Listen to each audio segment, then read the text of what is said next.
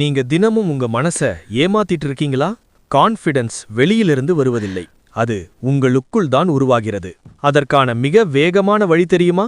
நீங்கள் உங்களுக்கு கொடுக்கும் வாக்குறுதிகளை நிறைவேற்றுவது. நாளை காலை சீக்கிரம் எழ வேண்டும் என்று முடிவு செய்தால், என்ன நடந்தாலும், எவ்வளவு சோர்வாக இருந்தாலும், எழுந்திருக்கவே முடியாத நிலை இருந்தாலும் எழுந்திருங்கள். ஏனென்றால் நீங்கள் சொன்னதை நீங்கள் செய்யாமல் விட்டால் உங்கள் மனம் உங்களை நம்புவதை மெல்ல மெல்ல நிறுத்திவிடும். ஆனால் நீங்கள் சின்ன விஷயமாக இருந்தாலும் சொன்னதை செய்தால் உங்கள் மனம் சொல்லும், நீ நம்பத் தகுந்தவன். அந்த ஒரு நம்பிக்கைதான் மெல்ல மெல்ல உங்கள் கான்ஃபிடன்ஸாக மாறுகிறது. நினைவில் வையுங்க, வெற்றி ஒரு பெரிய முடிவில்லை, சொன்னதை செய்யும் ஒரு சிறிய செயல்தான்.